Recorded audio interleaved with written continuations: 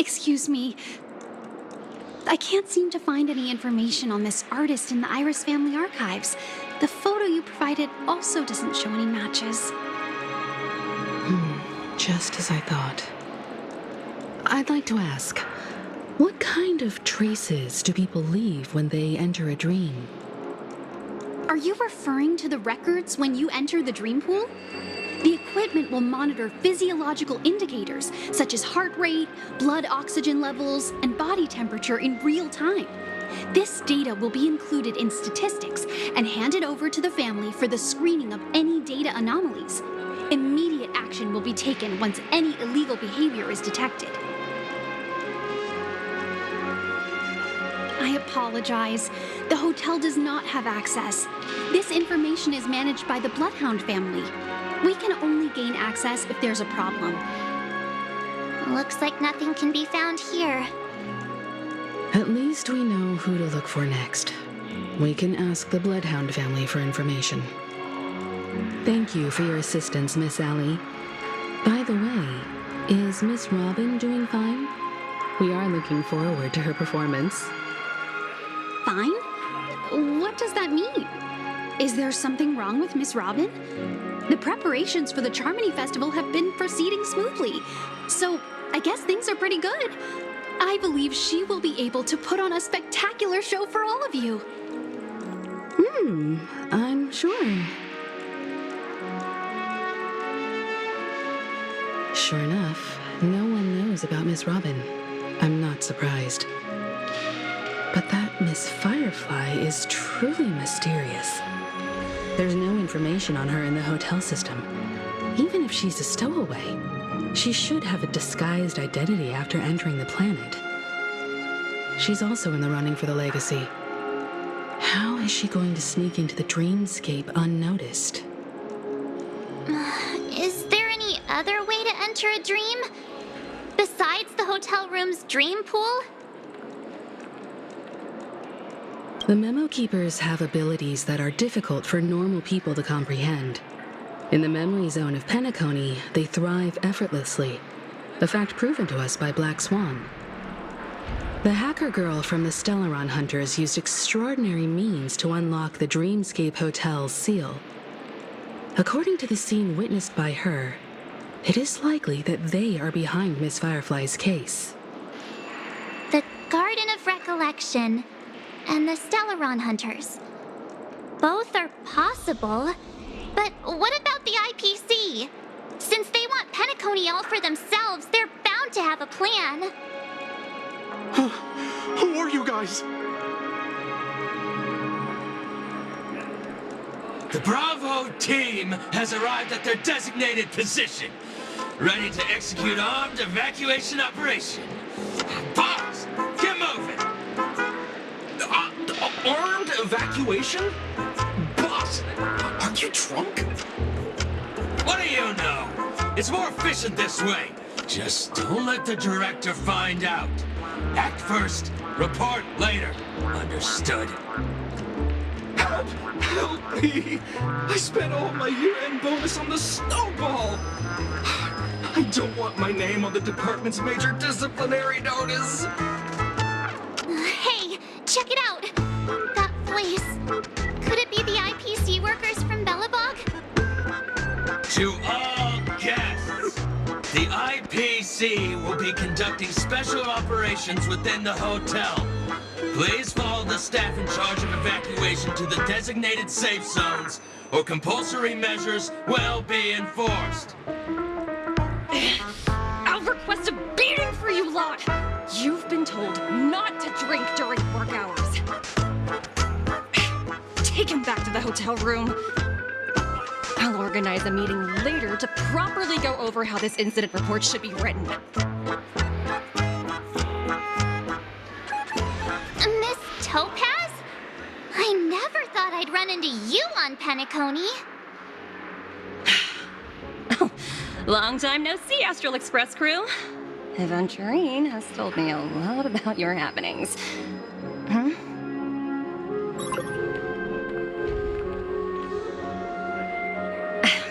It's fine.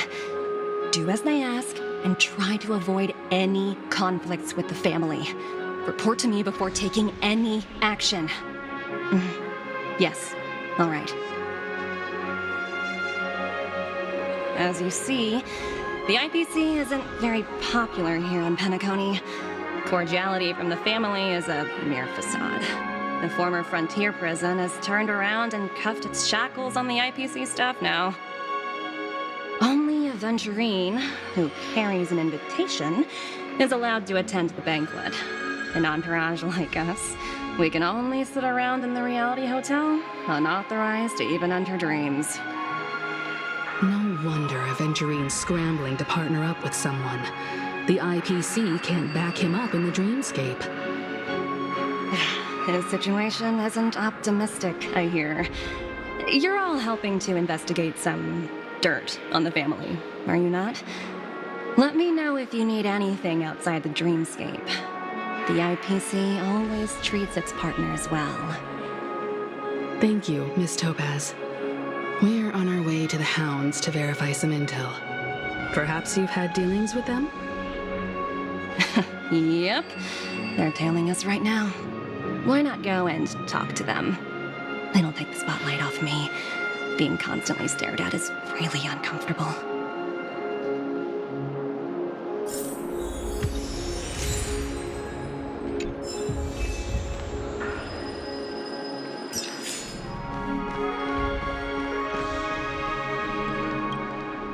How does it feel to be in business with a Venturine?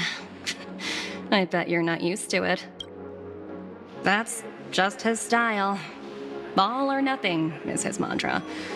He's always cozying up to his clients while egging them on to undertake some dangerous assignment with him.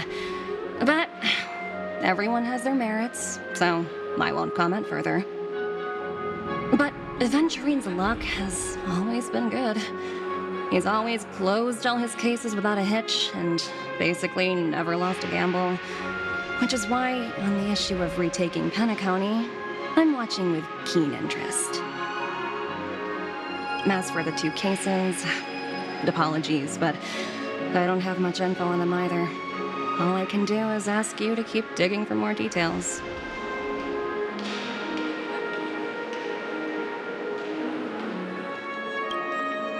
We're carrying out our captain's orders. What do you want? We made a mistake last time, and we're working hard to rectify it now. We don't have time for anything else. Surveilling the IPC executive Topaz, ensuring that she stays put at the Reverie Hotel during her time on Penacony. We've got the right one this time. So that's it. They were the pair who were after Firefly at the time.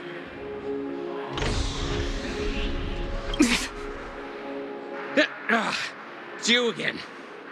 Back for more trouble? We're not afraid of you this time. Well, spit it out.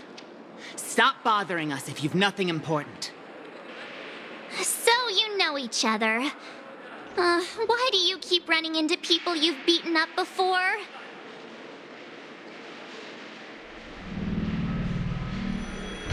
That's right. We're investigating a murder for the family. Can we speak to your captain about the case? Well... Hey! The security officer instructed everyone to shut their traps before he returned from Dream's Edge. What murder? You'd better stop spouting nonsense. Yeah, that's right. We have nothing to report. Please leave. Looks like they're not going to cooperate. But they did at least tell us that the captain is at Dream's Edge. Why don't we just look for the security officer then? It's probably Gallagher, the one she mentioned, right?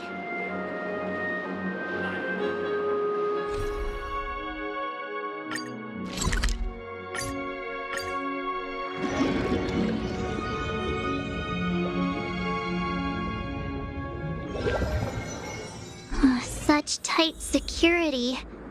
I bet they're stumped by the case as well. Gallagher. Gallagher. Where could he be? Just as Apologies. The Bloodhound family is running an investigation up ahead.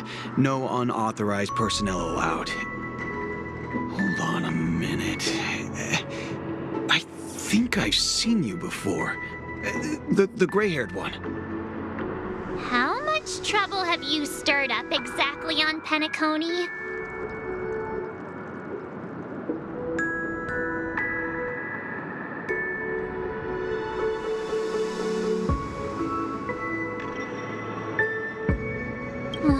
You think you look alike? Wait, are you for real? Not possible. It was you the last time, yelling about some clockwork friendship while beating me up with that silver-haired girl.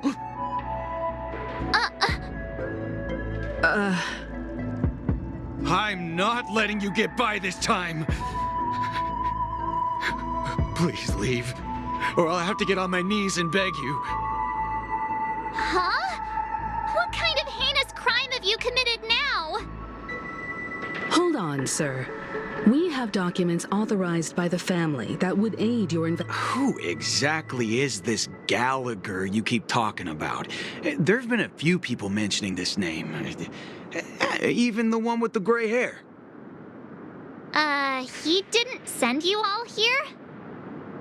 It was the security officer who dispatched us. That's all I can divulge. He'll do. He's the one we've been looking for. Sorry, no can do. The boss said that since it's a matter of the family's reputation, no one's allowed through. Everyone, please leave. There's really no need for us to make things difficult for each other, right? We're really sorry for troubling you. Let's think of another way. Another way. That's it! Didn't they say something about that? What was it? Clockwork? That got this guy to change his mind. Can you perform it again? That, clocky magic. Please?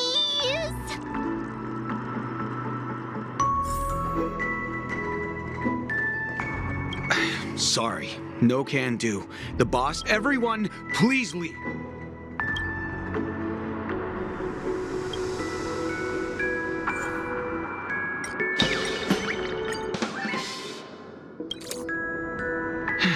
Let me see what time it is now. Whoa, it's this time already. What time to clock out? And no one's gonna stop me.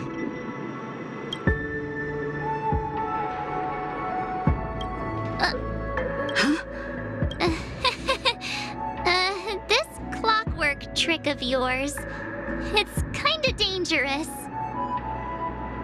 At least he won't be getting in our way again. Let's go find that Gallagher and ask him the intricacies of the case. I was wondering what all the commotion was. Huh. Oh, it's you guys. Welcome. Since you made it here, what can I do for you? Hello, Mr. Gallagher, sir. Judging from your tone, it sounds like you were expecting us. Miss Himiko, you're too polite. There's no need to call me sir. Mr. Gallagher, you even know my name. Of course I do. You folks are from the legendary Astral Express and honorable guests of the Watchmaker. I had an encounter with this lady in the golden hour. I remember that little silver-haired girl was there too. I'm sorry for what happened to that kid. This is also the reason why we've come to visit you, Mr. Gallagher. The Express can't just overlook the death of that child. So we've decided to help the family get to the bottom of it, in the hopes of getting justice for her. The Nameless involved with the family. What an unpredictable twist of fate. Why? What's wrong with the family? It's nothing. On Penacony, everyone loves the family. No matter how much one resists the beautiful dream, when the time comes, they too will find it hard to let go. Who wants to leave a warm nest? Just idiots, little kids, and inebriated fools. Mr. Gallagher seems to be getting at something. You got it wrong. I'm not. You want to discuss the case? Sure, come with me. This is not a good place to talk. Let's go elsewhere.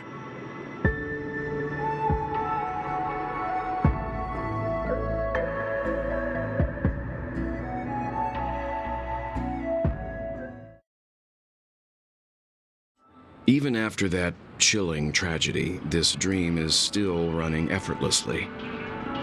Other than the family of the Harmony, it's hard to imagine any other power in the universe that could sustain a building of such magnitude. The family itself is a huge, perfect building, like a living idol. Each member of the family sees themselves as a piece of the divine puzzle, revolving around a singular core and a shared ideal. Under their command, they loyally fulfill their roles, offering themselves while also receiving sustenance in return. Interesting analogy. Perhaps that's why Penacony's beautiful dream has persisted for so long. But the human body has its limits, and so does the divine's. That doesn't sound like the kind of comment a Galaxy Ranger would make. Just pointing out the facts. Mr. Yang will definitely have a better sense of what's going on than I do. Why do you say that, Miss Acheron? The beautiful dream is crumbling. But not because of a particular eon, a particular faction, or a particular visitor. Its collapse stems from a certain inevitability of human nature. The family refuses to acknowledge this, and it has ultimately backfired and become a catalyst. As people immerse their souls in the dreamscape, where consequences and pain cease to exist, and only ease and pleasure prevail, they draw closer and closer to necrosis. Regardless of the perceived bliss, death looms as the inevitable conclusion. Also, this necrosis will diffuse and spread. One piece of the puzzle's mutation will eventually cause the entire building to shake, break, and crumble. In the end, the dreams that people built in the name of freedom became the cage that imprisoned them.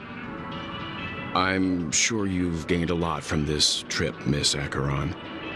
Are you willing to share your findings with me? Of course. That's if I remember.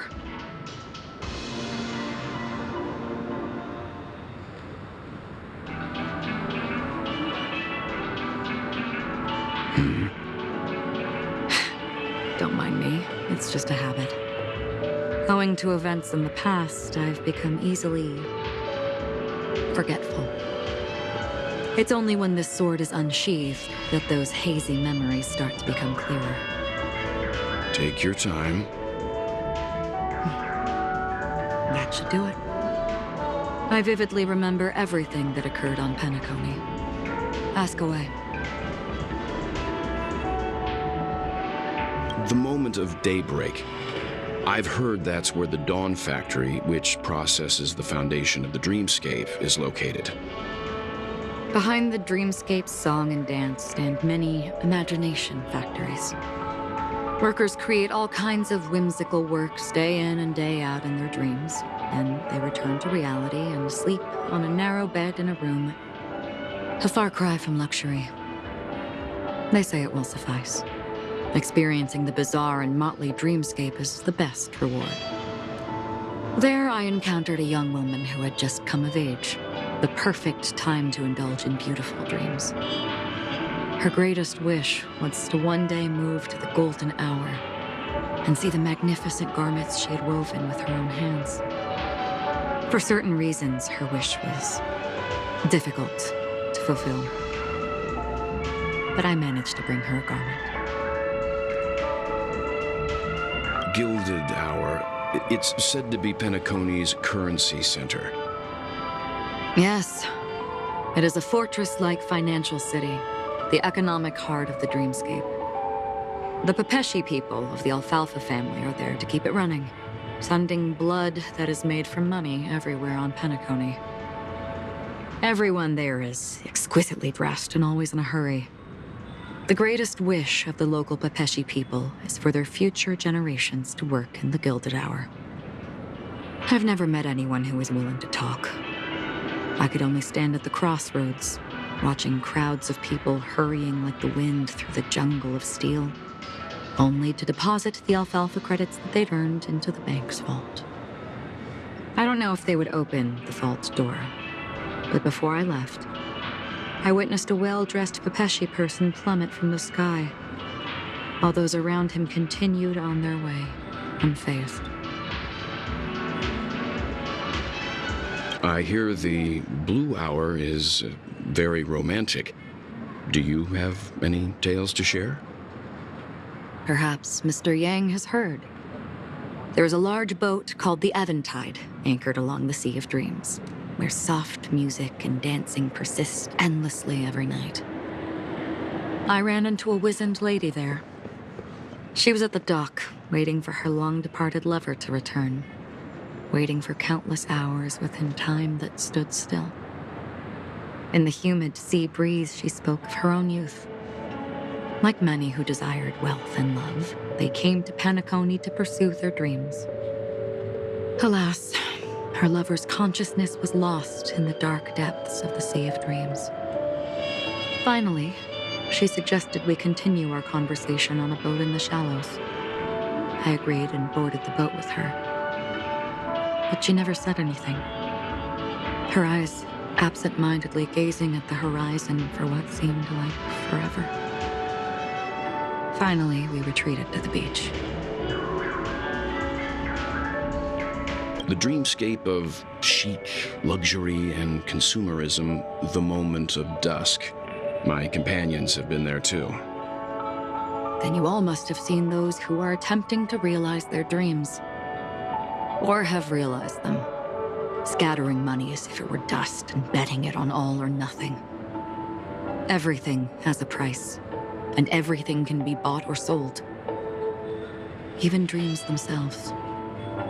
I saw an Intellitron there, who was preparing to auction himself. When someone wins a bid under stipulated periods and rules, he would do the buyer's every bidding, becoming that person's very possession. That Intellitron had been auctioned off a dozen times, and I participated in his 13th. That was the grandest banquet I had ever attended. But never again did anyone cast another glance at him. This time around, there were no successful bids for him. This is what I've seen and heard along the way.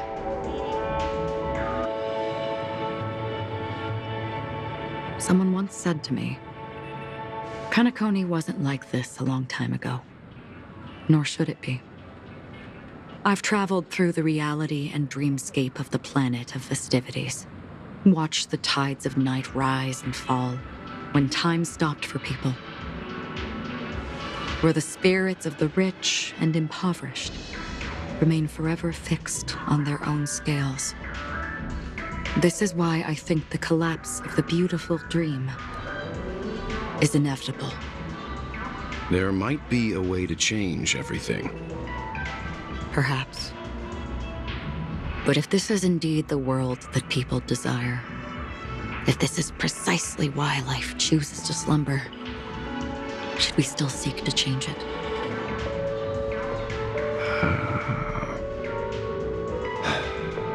Miss Acheron, now it's my turn to share a story with you. There was a man from my homeland who, at a time when the world was grappling with deep, unhealable pain, made a choice. He wove together the dreams of everyone in the world, linking people's dreamscapes, and shouldered this burden himself. From this, he created a giant, a spiritual atom. And since that moment, The giant stood between heaven and earth, becoming the pillar of the world's existence. As a price, those who found it hard to move forward, who could not advance, forever lost their future. They slumbered in a dream, devoid of disaster and pain, living out their days peacefully in the man's created utopia. And it is because of the wishes of those people who wished not to awaken that this spiritual atom became unbreakable. And yet, you stand here right now, which also means that man failed. Because people must always move towards the future. Even if human weaknesses make them pause when they truly cannot move forward, humanity will eventually seek a way to save itself. And that man, he was never a failure. Like everyone in that world, he etched the possibilities of human nature into his heart. He was the sun chaser of legend, soaring towards the sky and embracing his final victory with his fall. He ascended to heights uncharted, only to come face to face with the sun, a place not visited by anyone before. His wings would melt because of it, only for him to fall into the sea. And after that, countless others would surpass him, soaring to even greater heights. A fitting metaphor for the Nameless's trailblazing spirit. Thank you, Mr. Yang. I know what you wish to confirm. The universe has innumerable similar, yet different worlds. In these worlds, there are innumerable people who look alike, yet don't.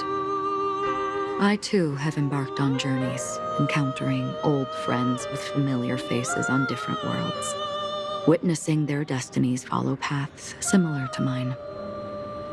So I will tell you, even if not completely similar, the story you just told, it overlaps with my past. And within that abyssal dream, I ended that man's life. Alone.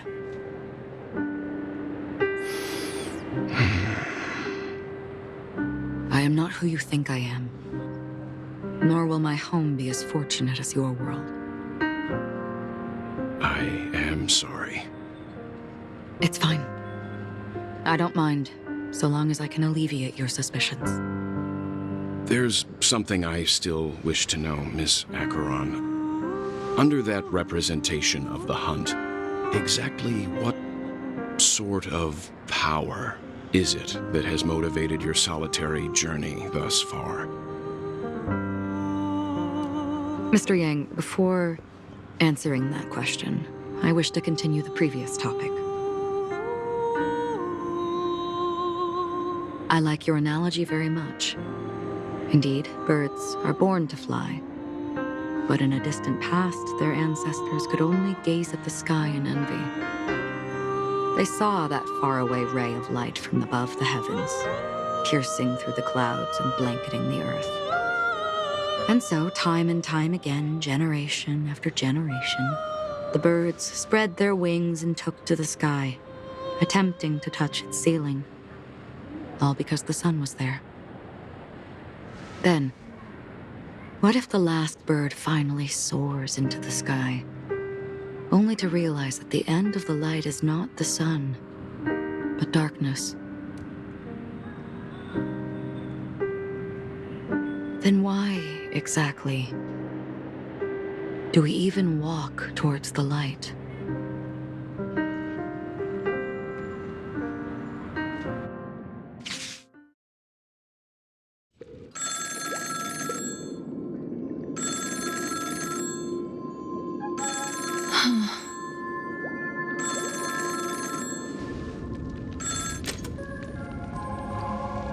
Long time no see. Having fun on Penacony? Acheron? This voice. It's not Constance. Could it be her companion? Though I don't know exactly what you are, or what you're up to, my bullets will find you. Until then, you best find a casket store on Penacony and ask the owner to reserve a good quality casket for you, imposter. Imposter? I see. She gave my whereabouts to someone who's tracking Acheron too. Who are you? Huh? Did I make a mistake?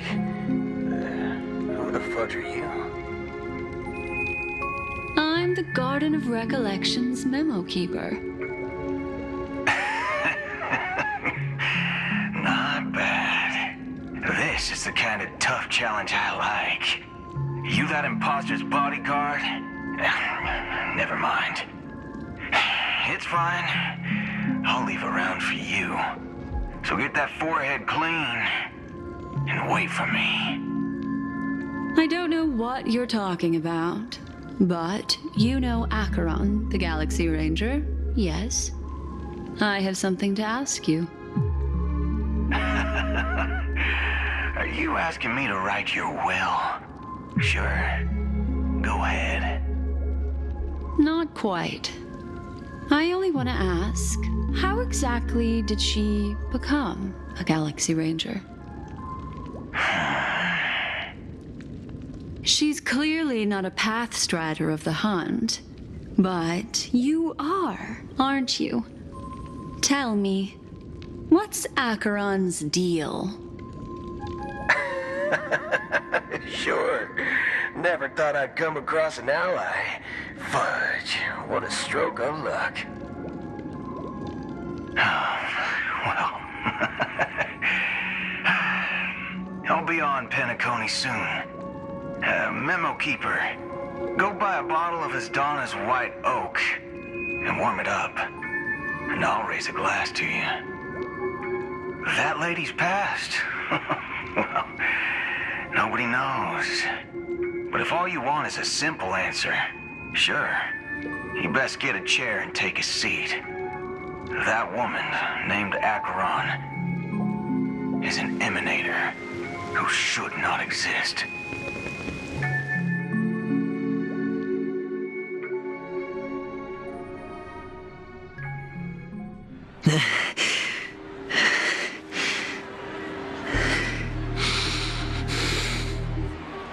You look pale.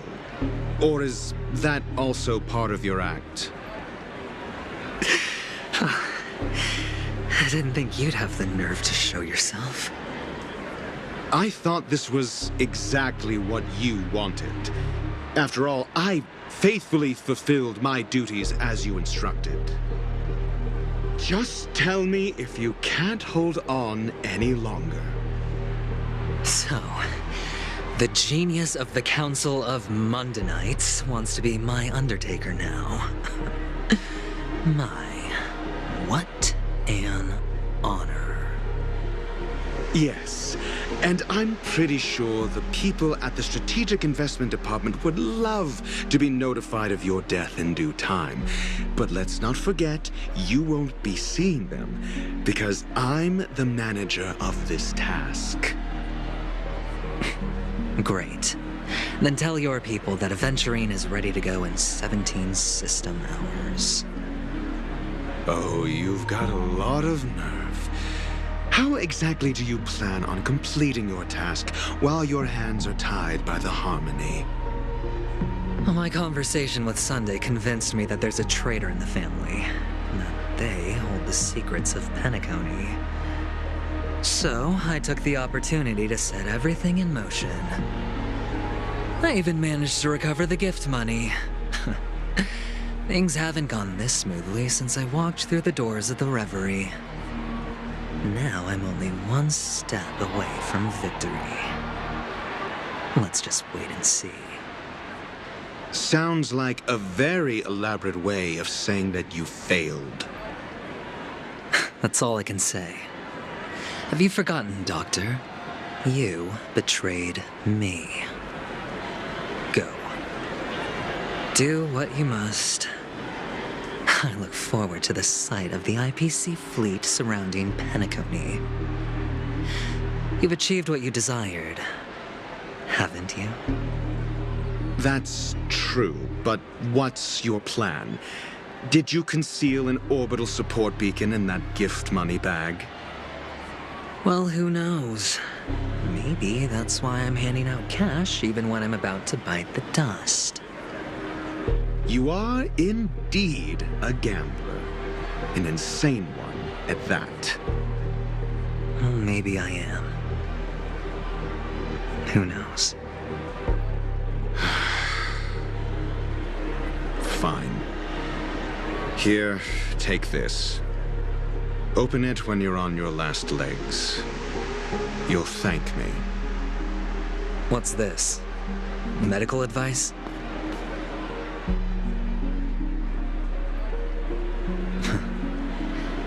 You catch on pretty fast, Doctor. Asking me to solve a case without giving a single clue. How typical of you, wing-headed scoundrel. But the way you're all on edge about that stowaway, it's just as I guessed it would be. As for now, let the rain of wealth from the IPC fall evenly on everyone.